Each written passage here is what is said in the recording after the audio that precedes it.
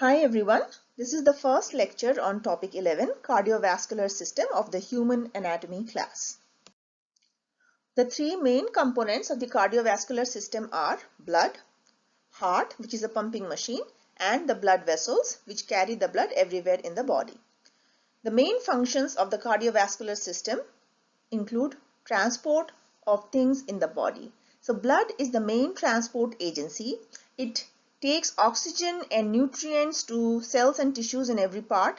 At the same time, it removes carbon dioxide and other waste products from the cells and tissues.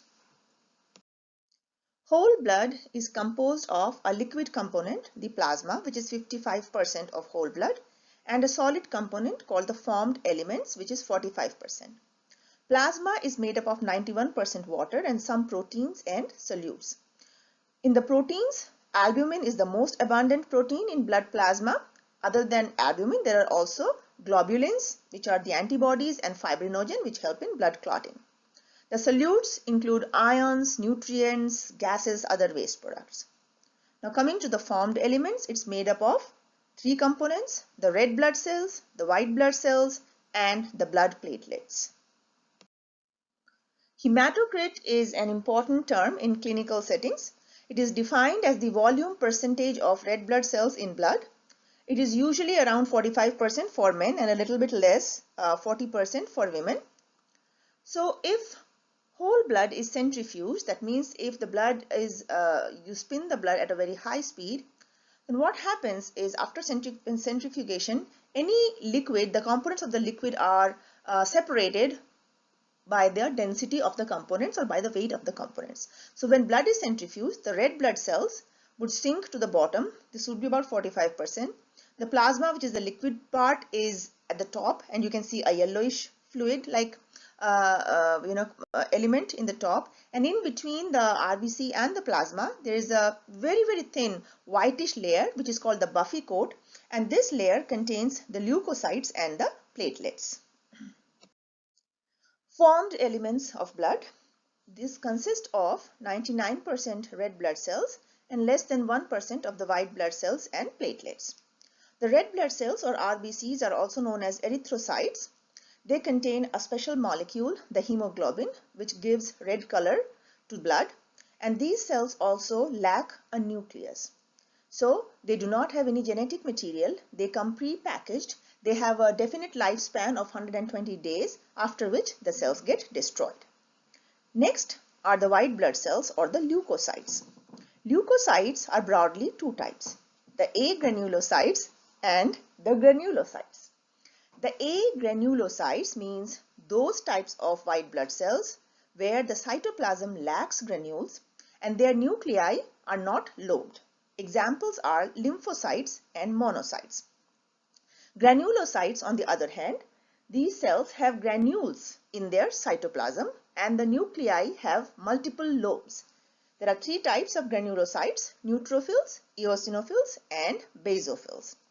The third types of formed elements are the platelets or the thrombocytes, which are actually broken parts of cells. They are not intact cells, so they are cell fragments, and they help in blood clotting. Now to remember the 5 types of white blood cells, just remember this: let monkeys eat bananas, never. So the first letter of each of this word is actually the starting letter of one type of leukocyte. We'll start with the A granulocytes. These white blood cells do not have granules in their cytoplasm and the nuclei are not lobed.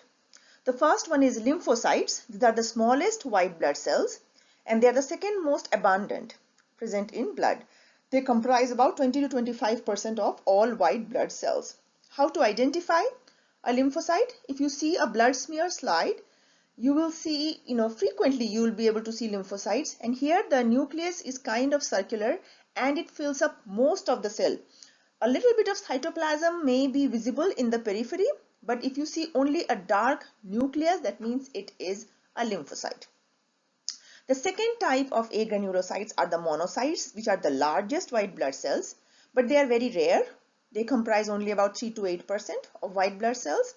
Now these cells play a very important role. They leave blood circulation, they go out of the blood capillaries, and then they become the specialized macrophages. The macrophages have the ability to eat up any thing that is not required in the body. So it could be a dead cell, it could be a damaged cell, it could be some debris, it could be a bacterium. Anything that is not required is taken care of by the macrophages. Then granulocytes, where the cells have granules in their cytoplasm and the nuclei are lobed. The first type are the neutrophils, which are also known as polymorphonuclear leukocytes. These are the most abundant white blood cells. These are about 60 to 70%. The whole cytoplasm has small granules.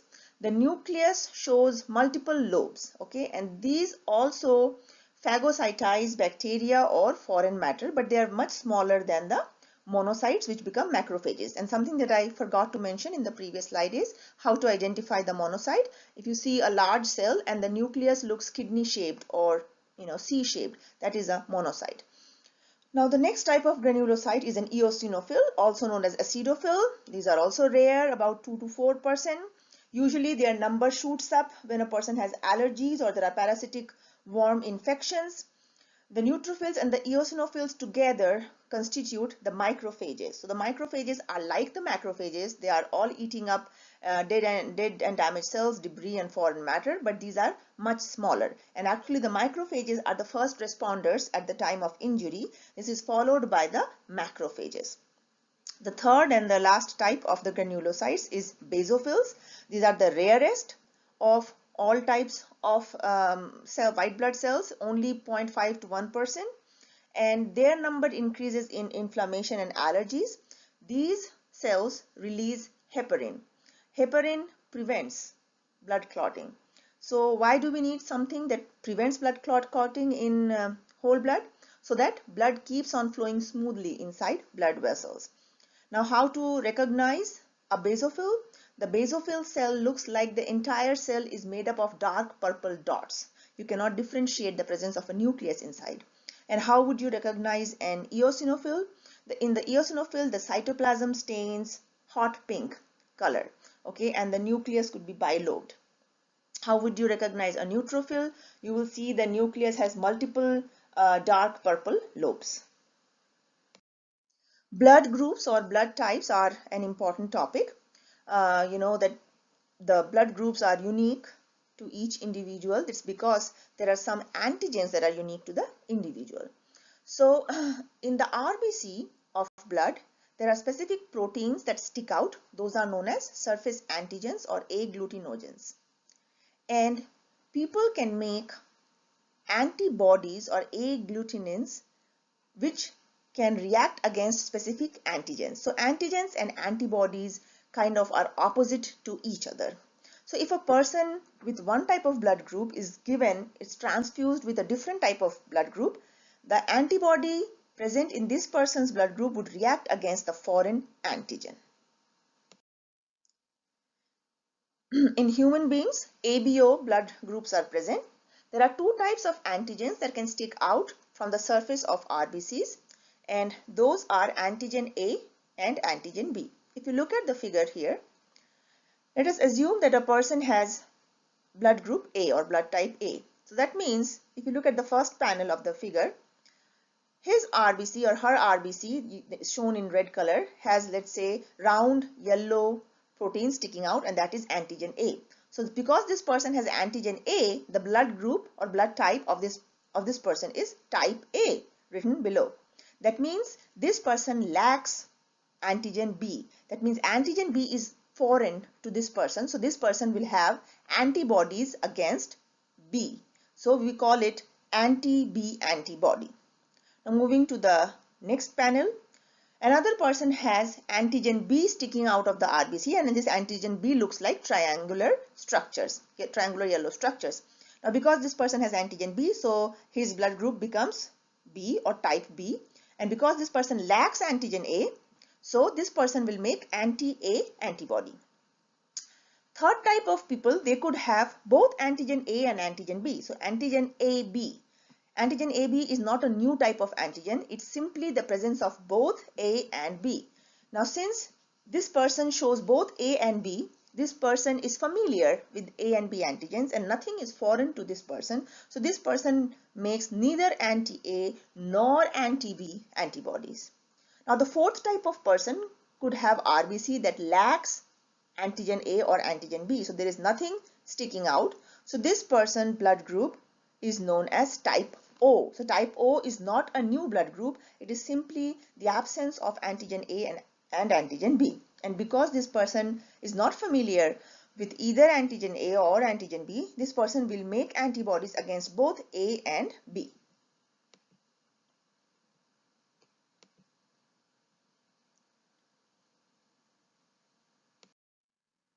Now you might have heard that a person's blood group is A positive or A negative. What does this positive or negative mean?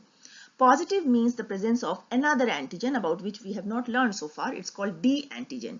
This D antigen is also known as the Rh factor because it was first studied in rhesus monkeys. So it is the rhesus factor or Rh factor. So people who are Rh positive, they have the D antigen on the surface of RBCs. While people who are Rh negative, they do not have the D antigen. And this presence or absence of D antigen is independent of the presence of A or B. That means if a person has blood group A, that means there are A antigens sticking out. This person could either have D antigen or could not have. If the person has D antigen, the blood group would be A positive. If the person does not have it, then it's A negative. Similarly, if a person has B blood group, if he has D antigen, then the blood group becomes B positive. Does not have D antigen, B negative. A person with O blood group, that means no antigen, could have the D antigen. So this person's blood group is O positive. While if the O group person does not have D antigen, then the blood group becomes O negative. And serious problems can occur if the Rh positive blood mixes with the Rh negative blood. Rh problems can arise especially during pregnancy when the expecting mother is Rh negative and the fetus inside has Rh positive because the father is Rh positive. So this causes a mismatch and this can cause serious problems for the unborn child. What happens is during the first pregnancy, nothing much, it's not that dangerous. However, at the time of pregnancy or whenever the maternal blood comes into first contact with the fetal blood, with the baby's blood, the mom's blood is not familiar with the D antigen. So the mom's blood makes antibodies against D antigen and it saves it, okay, for later use. Now, if the mom becomes pregnant again, the mom is still Rh negative, and if by chance the baby is again Rh positive, now this time the mom's blood is prepared with the antibodies against D antigen. So the mother's immune system will immediately make the antibodies to attack the Rh positive blood and it can kill the unborn child. This is known as the hemolytic disease of the newborn, HDN, or erythroblastosis fetalis. Now what is done to prevent this is a particular shot called RhoGAM, and this prevents the buildup of the anti-Rh antibodies in the maternal circulation. So that means it is kind of causing the mom's blood to forget the exposure to D antigens so that the mom's blood does not make anti-D antibodies.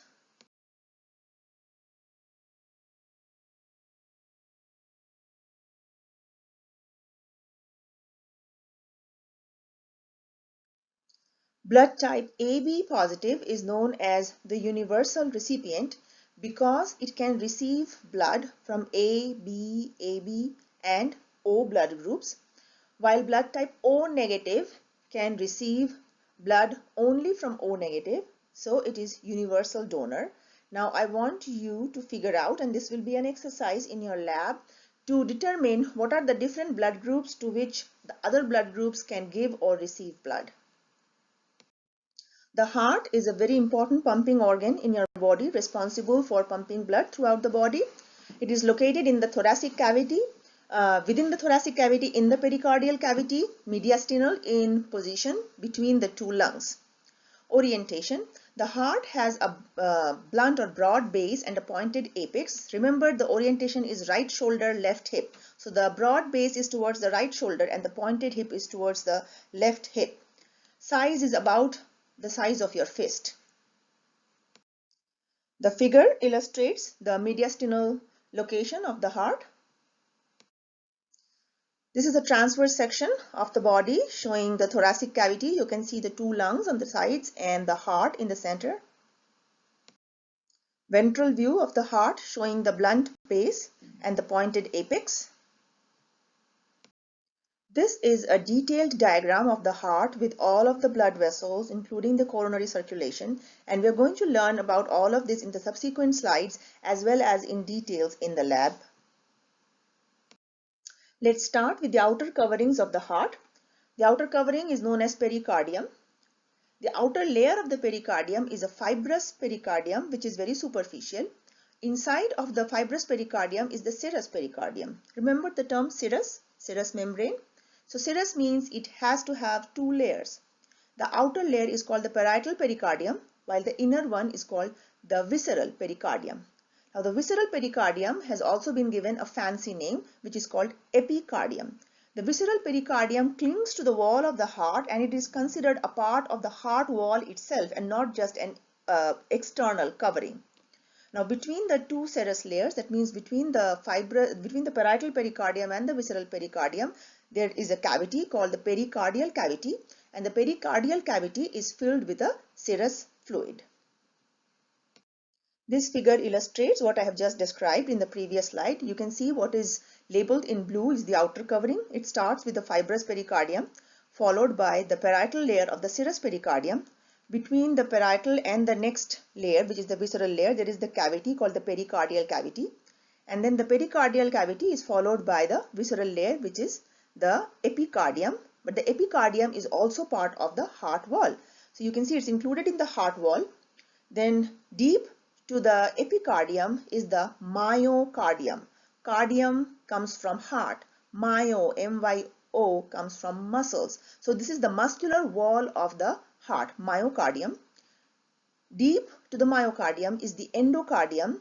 Now remember, all the linings of any hollow organ has to be epithelial tissue. So endocardium is composed of epithelial tissue. So there are three layers of the heart wall: the epicardium, the myocardium, and the endocardium. And inside of the endocardium is the heart chamber itself, which would contain the blood. So this slide talks about the layers of the heart wall, and you see the endocardium is made up of epithelial tissue. What kind of epithelial tissue? It is simple squamous epithelium. Remember what is simple? Simple means one layer. Squamous means flat cell types. And this simple squamous epithelium of the inner wall of the heart is known as endothelium. Memorize these three layers of the heart wall: epicardium, myocardium, endocardium.